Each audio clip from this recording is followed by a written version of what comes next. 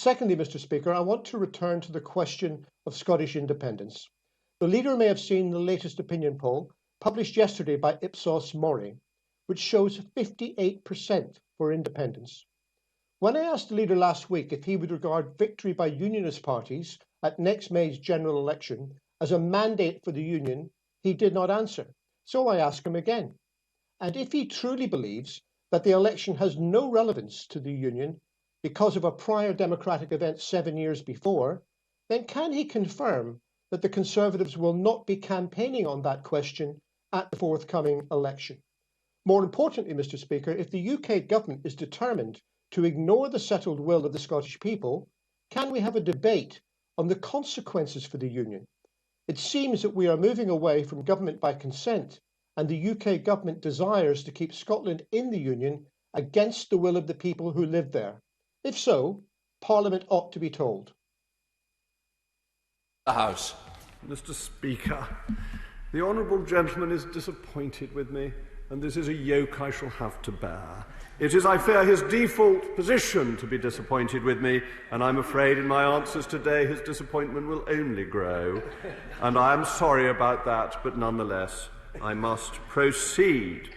The House made a decision to be back in physical form and voted to return to physical voting, a system that is working effectively and ensures our business can be done and is essential for debates that we are here.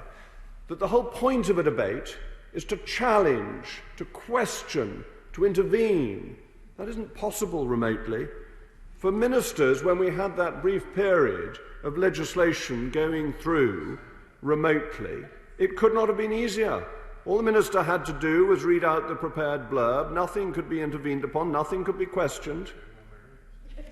When we are here, being heckled by the Labour chief whip, when we are here, interventions can come from a sedentary position, which may get the pith and moment of the debate, as the right honourable gentleman is so good at doing. And that leads to proper, informed debate. Even Mr. Speaker's intervening now, which is procedurally... We're not going to have interventions in business questions, though. Come on, Leader. I'm very reassured, Mr. Speaker, that you're sticking to the rules. So it is essential that we have debates in person.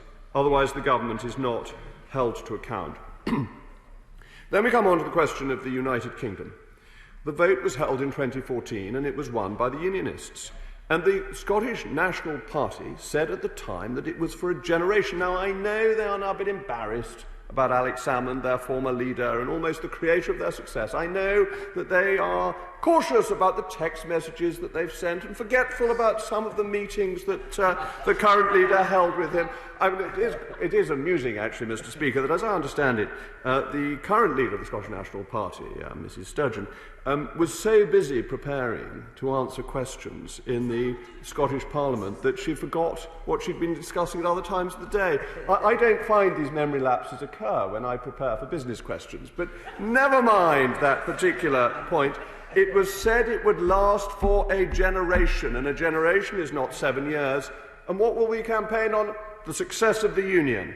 £7.2 billion that has gone to Scotland, 779,500 jobs in the furlough scheme. The United Kingdom taxpayer is able to afford this because it is the taxpayers of England, Scotland, Wales and Northern Ireland coming together for the greater good of our wonderful nation.